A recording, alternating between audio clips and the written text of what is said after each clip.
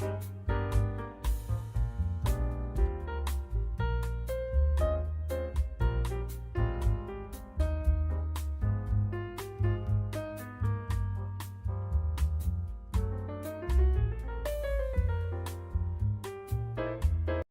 warahmatullahi wabarakatuh. Salam sejahtera bagi kita semua. Ketemu lagi dengan saya Leni Yuliani dalam podcast kita ASN. Terkait dengan ASN, ngomong-ngomong dengan ASN ini, ASN mempunyai kewajiban dan pelanggaran-pelanggaran tertentu yang harus kita jaga. Nah, saya punya obrolan menarik nih tentang ASN, yaitu tentang netralitas ASN. Dalam obrolan kita kali ini, saya didampingi oleh narasumber yang luar biasa, yaitu Bapak Surya Prasetya Triatmaja, dosen Politeknik Negeri Lampung.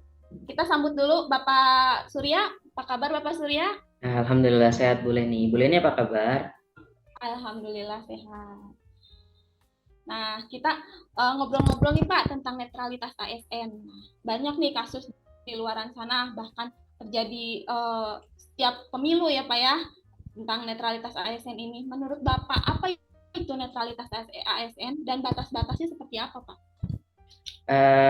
Oke, terima kasih Bu Leni. Terkait apa itu netralitas ASN, lebih baik kita potong masing-masing kata ya. Netralitas dengan ASN gitu ya. Dimana kalau netralitas itu sifat seseorang ya, sifat sesuatu yang tidak memihak satu sama lain. Sedangkan ASN itu adalah aparatur sipil negara. Jadi seandainya kita katakan netralitas ASN itu dapat dikatakan bahwa seluruh ASN atau seluruh pegawai ASN itu diminta untuk tidak berpihak kepada segala sesuatu apapun dalam bentuk pengaruh maupun dalam kepentingan siapapun. Seperti itu, Bu. Jadi nggak boleh berpihak ya.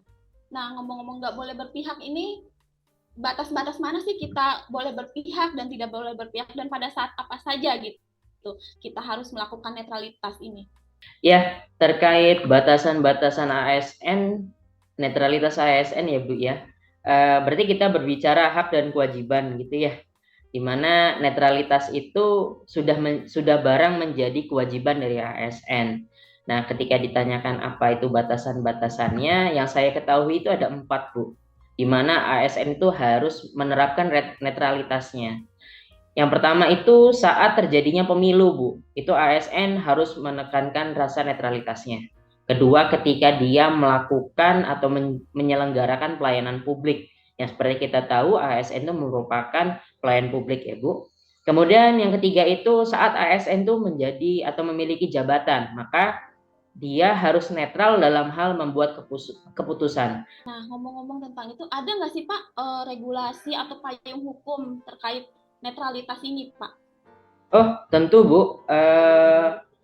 Undang-undang kita, Undang-Undang Nomor 5 Tahun 2014 tentang aparatur sipil negara itu sudah mengatur tentang netralitas tentang ASN, terutama di pasal 2 poin F. Di situ ada asas manajemen ASN, di mana salah satunya itu adalah netralitas ASN. Seperti itu, Bu.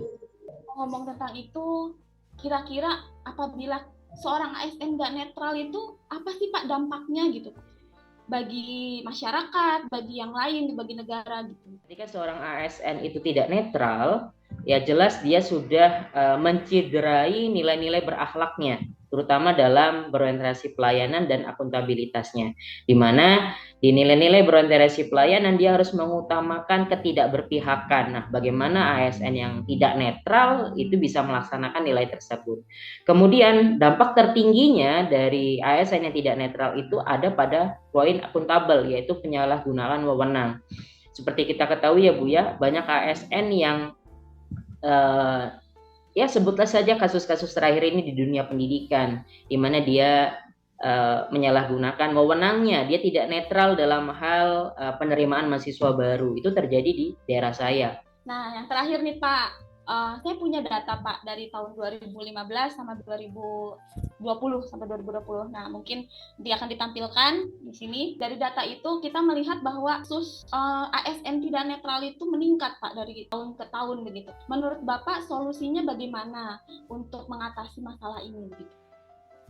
badan yang mengurusi netralitas ASN seperti Bawaslu atau KASN gitu ya, itu aja tidak bisa mengatasi masalah tersebut gitu ya.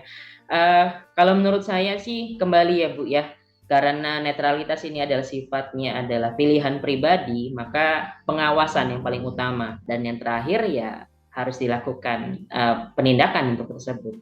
Seperti itu Bu. Setuju Pak. Oke, mungkin sekian podcast obrolan-obrolan kita kali ini.